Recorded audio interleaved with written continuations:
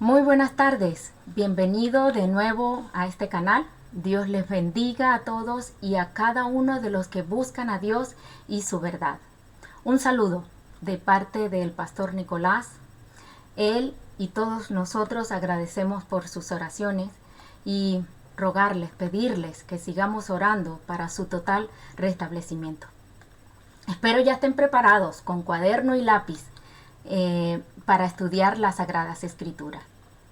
Pero no sin antes, y primeramente siempre, oremos a Dios para que sea Él quien nos exhorte a través de su Espíritu, que nos ayude a entenderle y también que nos anime a llevar a todas estas cosas en práctica. Dios, te quiero agradecer, Padre, por tu presencia en nuestras vidas. Te quiero agradecer, Señor, por tu Espíritu que nos ayuda a entender todas estas cosas. También por tu palabra, Señor, escrita. Y también te doy muchísimas gracias por estos medios que tú has puesto como recursos también para edificación de tu pueblo. Bendice, Señor, a tu pueblo. Ayúdame a mí también para que yo pueda hacer ese canal de edificación para mis hermanos también. Te lo ruego, Señor, que tú sigas protegiendo, cuidando a todo tu pueblo. En el nombre de Jesús. Amén.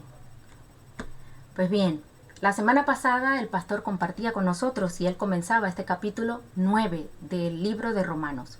Él empezó con los 5 primeros versículos del capítulo 9. Hoy vamos a estar en el capítulo 9 con los siguientes versículos que vienen desde el 6 hasta el 18. Leamos. 6 al 18 dice: No que la palabra de Dios haya fallado, porque no todos los que descienden de Israel son israelitas, ni por ser descendientes de Abraham son todos hijos, sino en Isaac te será llamada descendencia. Esto es, no los que son hijos según la carne son los hijos de Dios, sino que los que son hijos según la promesa son contados como descendientes.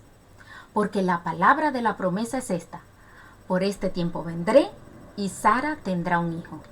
Y no solo esto, sino también cuando Rebeca concibió de Isaac, nuestro padre, pues no habían aún nacido, ni habían hecho aún ni bien ni mal, para que el propósito de Dios conforme a la elección permaneciese, no por las obras, sino por el que llama. Se les dijo: el mayor servirá al menor, como está escrito: a Jacob amé, mas a Esaú aborrecí. ¿Qué pues diremos? ¿Que hay injusticia en Dios? En ninguna manera.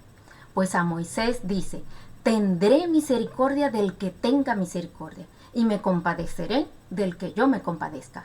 Así que no depende del que quiere, ni del que corre, sino de Dios que tiene misericordia, porque la Escritura dice a Faraón: para esto mismo te he levantado, para mostrar en ti mi poder, y para que mi nombre sea anunciado por toda la tierra. De manera que de quien quiere, tiene misericordia, y al que quiere endurecer, endurece. Perdonen que la porción bíblica que hoy vamos a estudiar sea tan amplia, pero se trata de un mismo tema. Bastante larga, pero se trata de un solo tema. Como decíamos, aunque Pablo ponga 2 ejemplos para ilustrarlo, el de la descendencia de Abraham y el de la descendencia de Isaac. Los 2 ejemplos se tratan de un mismo tema. Un tema tan importante que antes de entrar a meditar en cada una de las cosas que veremos a continuación, es necesario que tengamos una visión del conjunto a fin de no perder de vista el contexto del pasaje. Esto es de vital importancia. Saben, cuando estudiamos la Biblia, pues es muy importante tener una visión panorámica del tema. El apóstol Pablo desarrolla aquí, es importante tenerlo en cuenta como un todo, porque si no podemos desviarnos de la verdad. En algunos casos, por darles un ejemplo, el árbol puede impedirnos ver el gran bosque. Si nos quedamos en las ilustraciones o en los detalles de las mismas, habremos fallado en el estudio. Lo importante aquí es descubrir qué pretende Pablo decirnos en conjunto con todas ellas. La comprensión de este pasaje es de importancia vital para no caer en falsas doctrinas, como muchos hacen, deformando y cambiando la verdad de Dios. Pablo está escribiendo, y eso lo tenemos que tener en cuenta, Pablo está escribiendo una carta dirigida a los hermanos de la iglesia que estaba en Roma. Y les explica por medio del tema de la elección. Acuérdense este tema, el tema de la elección, que Dios decide a quién quiere bendecir y a quién no. Por eso Israel no ha recibido la bendición prometida porque ellos mismos no creen y Dios no quiere bendecir a los incrédulos. Recuerden que está escrito que sin fe es imposible agradar a Dios. Eso lo encontramos en Hebreos 11:6. Este es el mensaje de todo el Nuevo Testamento. Ahora que entendemos el contexto general, vayamos ahora explicando paso a paso. Y comenzamos con Romanos 9:6. Allí dice, no que la palabra de Dios haya fallado. La palabra de Dios no falla. Dios siempre es fiel a lo que promete. Prometió una descendencia numerosa a Abraham y lo cumplió. Ha prometido salvar a los que en él esperamos y lo cumplirá. Porque la palabra de Dios no falla. Dios nunca peca. Jamás dice algo indebido. Jamás se equivoca.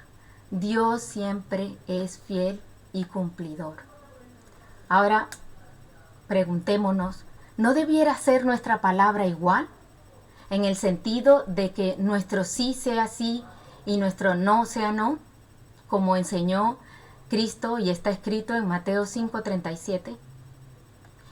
Conozco a muchísimos cristianos que no cumplen. Dicen sí por emoción o a la ligera y después no cumplen. Por eso es que hay tantos matrimonios rotos, familias destrozadas, porque no son fieles a lo que un día dijeron que sí. Pero gracias a Dios, las promesas de Dios no fallan. Son verdaderas y se cumplen, como está escrito en 2 de Corintios 1:20. Porque todas las promesas de Dios son en Él sí y en Él amén, por medio de nosotros, para la gloria de Dios. Los israelitas se perdieron las bendiciones no porque fallara la promesa de Dios, sino porque fallaron ellos por su incredulidad, por no creerle a Dios. Dios les había advertido del peligro de confiar en sí mismos desde el principio, pero no aprendieron la lección. Aún en la actualidad, Israel sigue creyendo que podrá justificarse por sí mismos delante de Dios. Pero en realidad, jamás podrán experimentar las bendiciones divinas mientras sigan así. Sin embargo, no tan lejos de ellos, esto mismo puede aplicarse también a nosotros, los gentiles. De modo que debemos cuidarnos de no ser tan desobedientes o rebeldes o incrédulos como ellos. ¿Saben? Muchos dicen creer en Dios hasta que el dinero falla. Porque creen más en el dinero, en lo que tienen, que creer a Dios aún en medio de la escasez. De hecho, sé de muchos que dicen creer en Dios hasta que la enfermedad toca la puerta. Porque creen más en la salud que creer a Dios aún en medio de la enfermedad. Debemos cuidarnos de nuestra forma de actuar, hablar, de pensar, que no sea en desobediencia o en rebeldía o inclusive en incredulidad. Bien, pues continuamos allí. Vamos ahora con el versículo 7 al 9. Dice allí, ni por ser descendientes de Abraham son todos hijos, sino en Isaac te será llamada descendencia. Esto es, No los que son hijos según la carne son los hijos de Dios, sino los que son hijos según la promesa son contados como descendientes, porque la palabra de la promesa es esta: por este tiempo vendré y Sara tendrá un hijo. Recordemos, cuando Abraham era ya anciano, Dios le prometió un hijo en su vejez, y que de ese hijo nacería una nación numerosa. Pero antes de que Dios cumpliera su promesa, Abraham, siguiendo el consejo de su esposa, de su propia esposa, conforme a las costumbres paganas de aquella época, tuvo un hijo con la criada de su mujer. De modo que cuando Dios cumplió su promesa y Sara dio a luz a su propio hijo, se encontraron con dos. Ambos eran hijos de Abraham. Es más, además, después de Ismael y de Isaac, Abraham tuvo otros hijos, cuya madre fue Cetura, como está escrito en Génesis 25, 1 al 2. Abraham tomó otra mujer cuyo nombre era Cetura, la cual le dio a luz a Zimram, Joksán, Medán, Madián, Isbac y Súa. Pero centrémonos en los dos primeros, que son los que Pablo cita. Realmente Dios cumplió su promesa a Abraham y le sacó una nación grande.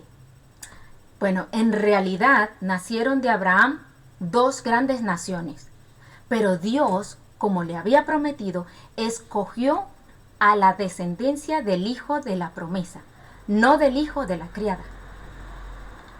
Fíjense en Génesis 17:21.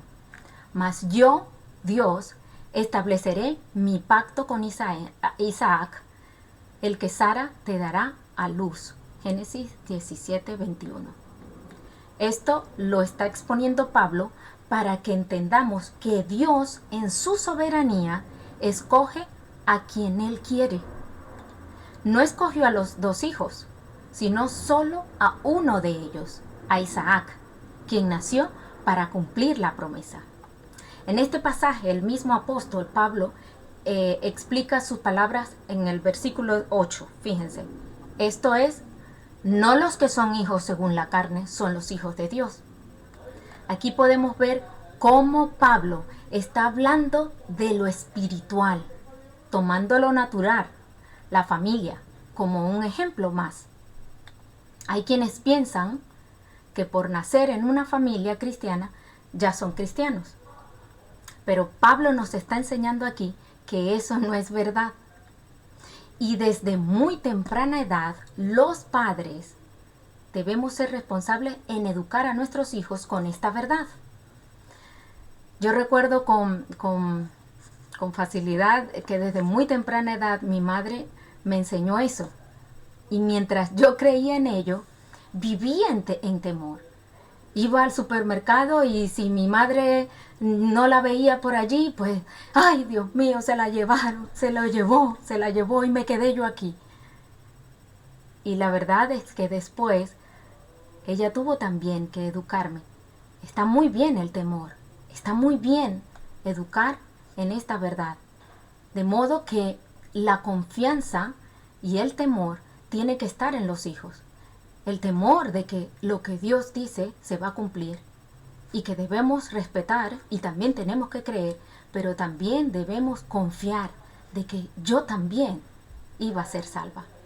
Es verdad que los hijos tomarán su decisión, pero es nuestra responsabilidad educarles, enseñarles que no son hijos de Dios porque nacen en un hogar cristiano, ni aun cuando no profesen otra fe y no tengan ídolos.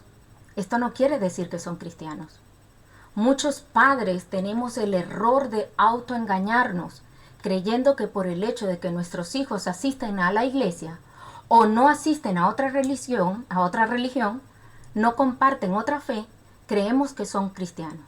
Pero Pablo nos enseña aquí que eso no es verdad. Cada uno tendrá que tomar su decisión. Cada uno tiene la responsabilidad de creer y vivir.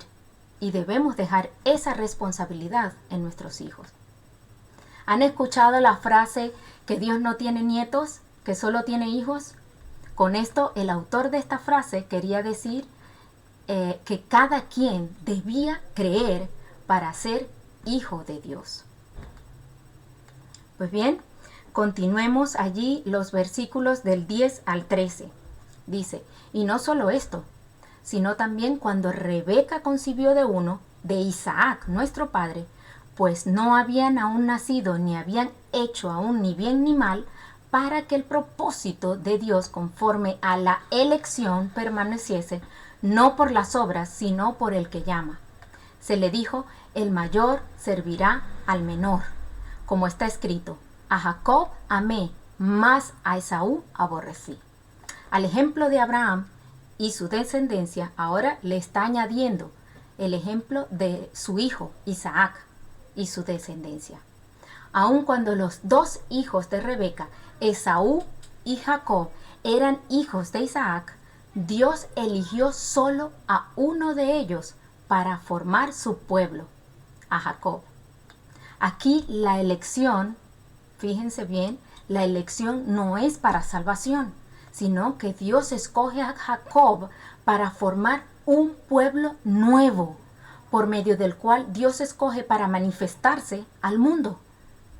Pero Pablo lo usa como una ilustración de la soberanía de Dios. No porque Jacob fuera mejor que su hermano, no, sino porque a Dios le plació tomarlo. Pues Dios es soberano y también misericordioso.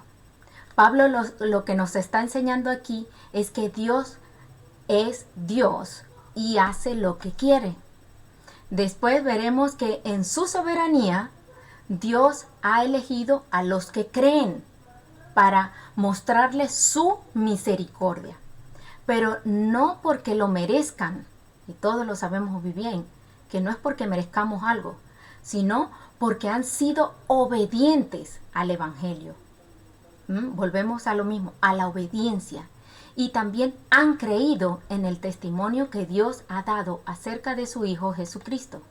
Como está escrito en 1 de Juan 5, 9 al 12. Si recibimos el testimonio de los hombres, mayor es el testimonio de Dios, porque este es el testimonio con que Dios ha testificado acerca de su Hijo. El que cree en Él, en el Hijo de Dios, tiene el testimonio en sí mismo. El que no cree a Dios le ha hecho mentiroso, porque no ha creído en el testimonio que Dios ha dado acerca de su Hijo. Y este es el testimonio, que Dios nos ha dado vida eterna, y esta vida está en su Hijo. El que tiene al Hijo, tiene la vida. El que no tiene al Hijo de Dios, no tiene a la vida. Debemos tener en cuenta que Dios es real y absolutamente soberano. Sin embargo, no es arbitrario en su actuar. Siempre obra rectamente y para nuestro bien, en todo. Por eso es confiable y salva a todos los que crean en Él. Cuando entendemos estas cualidades de Dios, miren, no tenemos más remedio que concluir que sus decisiones son buenas, aunque a veces no logremos entender todas sus razones. Pero podemos y debemos confiar en Él. Continuemos. Romanos 9:14. Dice, ¿qué pues diremos? ¿Que hay injusticia en Dios? En ninguna manera. Una vez más, Pablo realiza una pregunta retórica y él mismo la responde. Dice, ¿qué pues diremos? ¿Dios es injusto? Y él dice, en ninguna manera. Dios no es injusto. No hay ninguna injusticia en Él. Como creador soberano, tiene el derecho de actuar como quiere, de acuerdo a su voluntad. Actúe como quiera que lo haga, siempre estará haciendo lo correcto. Por ejemplo, Él puede dejar a todos en condenación o puede salvar a quienes quiera. Y si Dios quiere salvar a los que crean y condenar a quienes no hayan querido creer en Él, tal como está escrito en Juan 3:36, entonces, ¿quién podrá acusar a Dios de injusticia por eso? Así que no nos queda más explicar en este momento de que Dios no es injusto. No hay injusticia en Él. Él ha puesto los límites, ha puesto las instrucciones para que creamos en su Hijo. Y de esa manera poder ser salvos. Romanos 9:15, continuemos, dice allí. Pues a Moisés dice, tendré misericordia del que yo tenga misericordia y me compadeceré del que yo me compadezca. En realidad, todos estamos condenados por nuestros pecados. Si alguien se salva, ¿no será por la gracia y misericordia de Dios? Claramente que sí.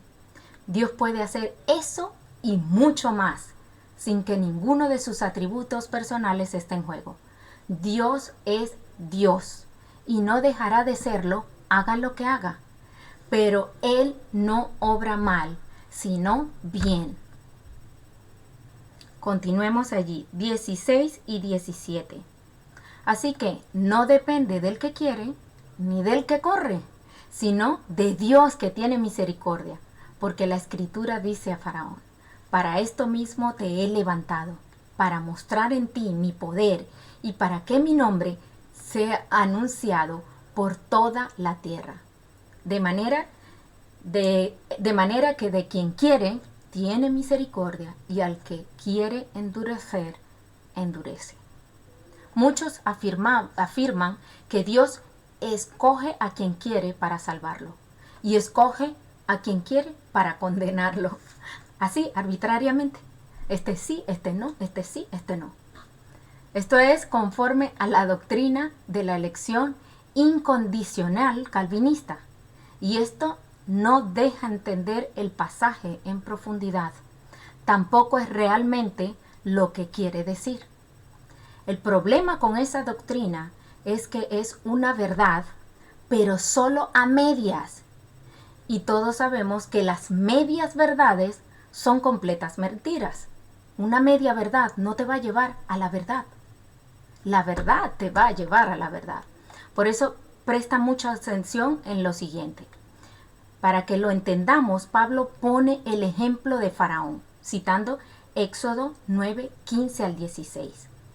Fíjense, quédense allí en Romanos, pero vamos un momentito a Éxodo 9, del 15 al 16. Presten mucha atención. Porque ahora yo extenderé mi mano para herirte a ti y a tu pueblo de plaga y serás quitado de la tierra. Y a la verdad, yo te he puesto para mostrar en ti mi poder y para que mi nombre sea anunciado en toda la tierra. Faraón era responsable de sus decisiones. Él hizo siempre lo que él quiso. Nunca podría disculparse delante de Dios por su corazón endurecido, diciendo que Dios le obligó a comportarse como lo hizo. Ah, no, él fue el que me endureció. Sino que fue por su voluntad, por la voluntad del faraón, por su decisión, y por eso merece el juicio de Dios. Estas son las palabras que Pablo está citando para comprenderlas, y debemos tener en cuenta el contexto que sigue diciendo el pasaje, el verso siguiente. Fíjense que dice allí, Éxodo 9:17. Estamos en Éxodo. Dice allí, ¿todavía te ensorbeces contra mi pueblo? O sea, ¿todavía te enorgulleces contra mi pueblo para no dejarlos ir? Éxodo 9:17.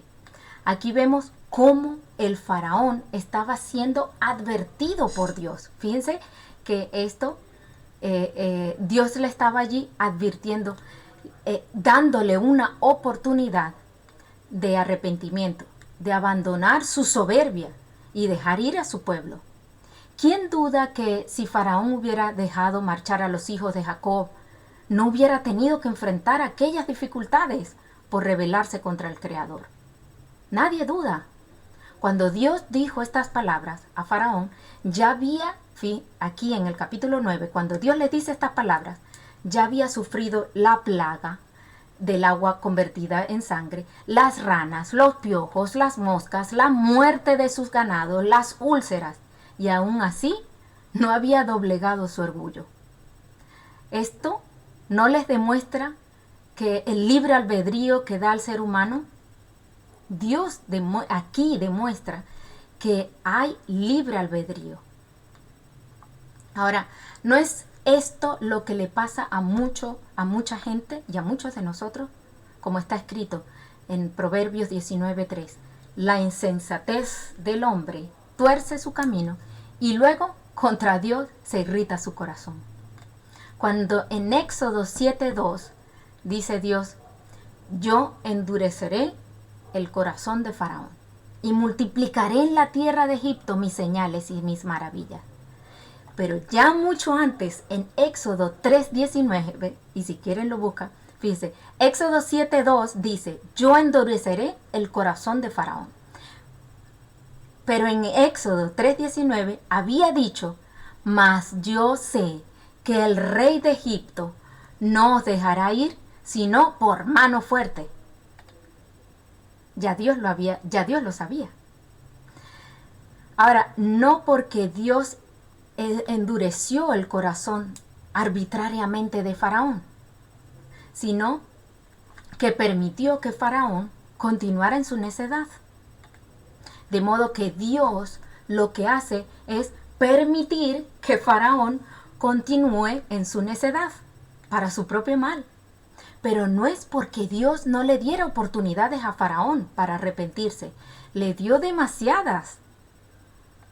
Dios da oportunidad de creer y salvarse a todas las personas, aunque no todas las personas sean suficientemente humildes e inteligentes para recibir el consejo de Dios. Ahora, ¿de qué grupo estás tú? ¿De los que son suficientemente humildes o de los que son suficientemente orgullosos? Porque fíjense que cada domingo, cada estudio, cada sermón es una oportunidad que Dios nos da para que dejemos de hacer nuestro parecer, para que dejemos nuestro orgullo, para que con humildad, a través de los argumentos, de la exposición, de la predicación del Evangelio, a través de su siervo, cambiemos nuestra manera de pensar, de actuar, por la manera de sus pensamientos. Y claro está, conforme a sus escrituras, a su voz escrita. El que se pierda y acabe en el infierno se lo habrá merecido por no querer creer a Dios, por decidir libremente ser rebelde al Creador. Aún a fuerza de repetirnos, debemos reafirmar que la doctrina de la salvación no consiste, como enseña Juan Calvino en su libro, en una expiación limitada. Cristo no murió solo por unos cuantos, sino que, como dice Dios en la Escritura, que Dios quiere que todos los hombres sean salvos y vengan al conocimiento de la verdad. Primera de Timoteo 2:4. Quiere que todos sean salvos. También en Tito 2:11 dice allí, como está escrito: porque la gracia de Dios se ha manifestado para salvación a todos los hombres. Por ese motivo ordenó a sus discípulos diciendo: id por todo el mundo y predicad el evangelio a toda criatura. Marcos 16:15. Y Juan 3:36, que lo habíamos mencionado antes: el que cree en el Hijo tiene vida eterna, pero el que rehúsa creer en el Hijo no verá la vida, sino que la ira de Dios está sobre él. Esta es la verdad del evangelio que tenemos en la Sagrada Escritura. Lo que los reformados y calvinistas creen y enseñan nada tiene que ver con esto, sino con el libro de Juan Calvino, La institución de la religión, es el libro. Por eso tendrás que decidir si eres calvinista o eres cristiano. Continuemos. Romanos 9:18. Y ya llegamos en el último versículo, dice allí, de manera que de quien quiere tiene misericordia, y al que quiere endurecer, endurece. Y aquí es donde muchos de ellos saltan y dicen, pero oiga, Katia, mira, aquí dice y aquí está. Y sí, allí lo dice eso, y es verdad, Dios es soberano. Pero toda la Biblia nos demuestra que Dios ha dado oportunidad de salvarse y libertad a todo ser humano. Todos los israelitas fueron llamados, todos, fueron llamados a disfrutar de las bendiciones de Dios. Pero solo los que perseveraron en la fe pudieron disfrutarlas. De modo que de los hijos de Israel, Dios escoge solo a los espirituales. Esto significa que nadie es hijo de Dios por obras o por méritos propios, ni por méritos ni por antepasados. Dios, pudiendo salvar a todo el mundo, ha decidido salvar solo a aquellos que crean en Él. Solo los que tuvieron fe obtuvieron la salvación espiritual. Recordemos que Pablo ya había dicho en Romanos 2, 28 al 29. Fíjense que Romanos dice allí, Pablo dice allí en el capítulo 2, versículo 28 al 29. Pues no es judío el que lo es exteriormente, ni es la circuncisión lo que se hace exteriormente en la carne, sino que es judío el que lo es en lo interior. Y la circuncisión es la del corazón en espíritu, no en la letra, la alabanza del cual no viene de los hombres, sino de Dios. También sabemos por todo lo que hemos estudiado hasta aquí, a quienes y cómo Dios escoge para salvarse, por medio de la predicación del Evangelio de Jesucristo. Dios ha querido que aquellos que crean sean salvados y quienes rehúsen creer sean condenados. Y esto ha quedado suficientemente claro en los 4 evangelios y especialmente en esta carta de Pablo a los romanos. Si alguno no tiene claro cómo Dios escoge para salvación, pues vuelvan a ver nuestros vídeos de estudios anteriores y simplemente que se lean los capítulos anteriores de esta carta, especialmente el capítulo 3, y ahí podrán comprobar cómo Dios escoge para salvación al que es de la fe de Jesús. Romanos 3, 26. Como está escrito, concluimos pues que el hombre es justificado por fe sin las obras de la ley. Romanos 8, 28. Y sigue diciendo el apóstol, ¿es Dios solamente Dios de los judíos? No, y continúa allí diciendo, ¿no es también Dios de los gentiles? Ciertamente también de los gentiles, porque Dios es uno, y Él justificará por la fe a los de la circuncisión, y por medio de la fe a los de la incircuncisión. Romanos 8, 29 y 30. Por tanto, Dios ha querido extender su gracia no solo a la descendencia de Abraham, sino también a los gentiles, a nosotros, a todos aquellos que depositen su fe en Dios. ¿Eres tú? ¿Eres tú parte de esos que depositan su fe en Dios? Todos estos pasajes ya los hemos estudiado, razón por la cual sería absurdo tratar de interpretar el capítulo 9 sin tener en cuenta todas estas cosas que Pablo ya ha enseñado. Pero sabemos que esa es la táctica de todo el que pretende enseñar falsa doctrina, aislar los textos de sus propios contextos como pretextos. Razón por la cual debemos prestar siempre mucha atención al estudiar las Sagradas Escrituras. Y para los que están estudiando en el seminario, se recuerdan del contexto inmediato y del contexto general. Siempre hay que tomarlo en cuenta. En conclusión, en el pasaje que hemos estudiado, lo que vemos es que Pablo está poniendo algunos ejemplos de la soberanía de Dios. Todos los cristianos creemos que Dios es soberano, absoluto, pero no todos estamos de acuerdo en el modo en que Dios usa su soberanía a la hora de escoger a quienes salvar.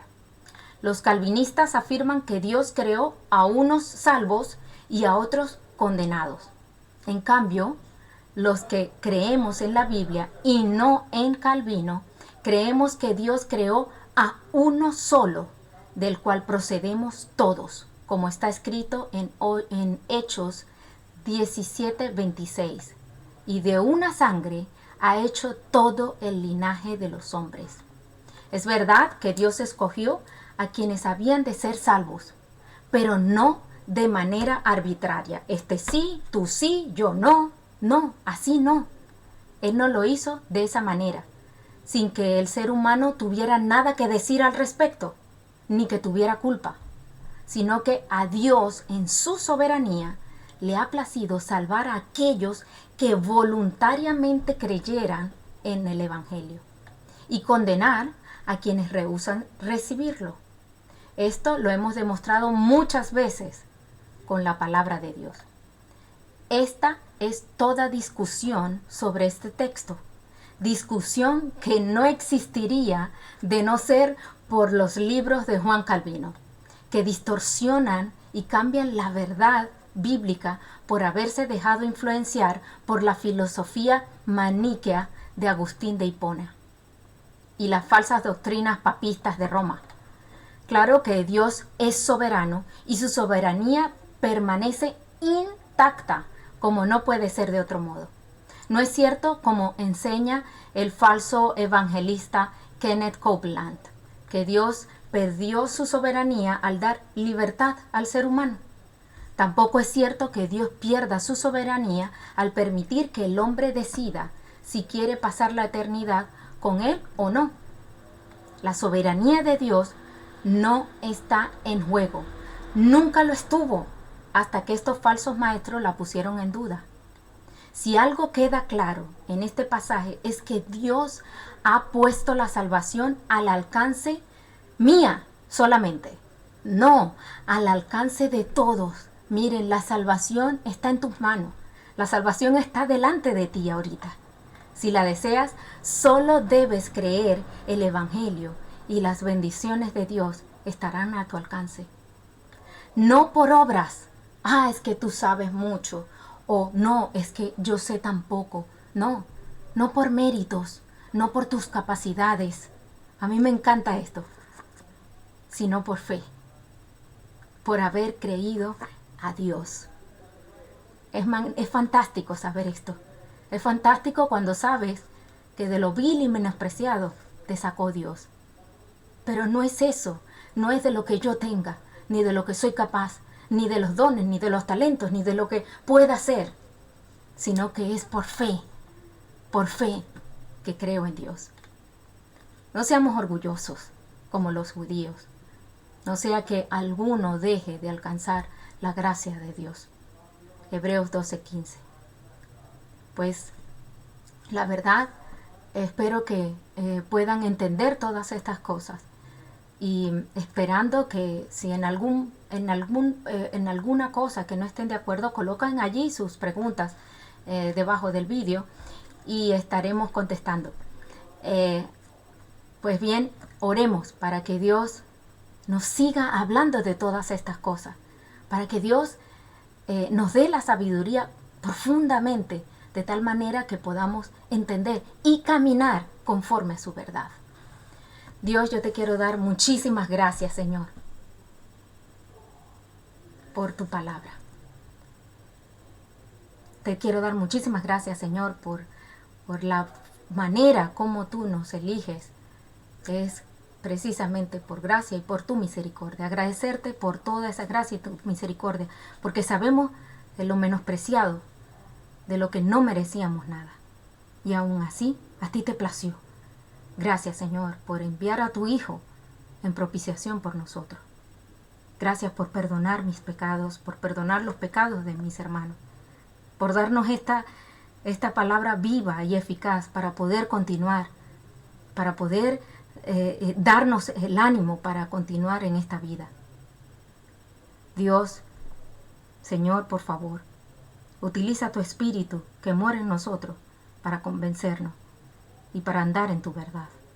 Ayúdanos a conocerte cada día más y crecer en tu conocimiento, de tal modo que el día de mañana, sea que tú vengas o sea que vayamos, podamos estar frente a frente, cara a cara, poderte ver. Es nuestro anhelo, Señor. Te rogamos todas estas cosas. Sigue cuidando la vida del pastor y sigue, Señor, cuidando la vida de mis hermanos, dando sanidad al que lo necesita y dando los recursos necesarios para poder continuar. Seguimos confiando en ti, Padre. En el nombre de Jesús. Amén. Bendiciones, hermanos.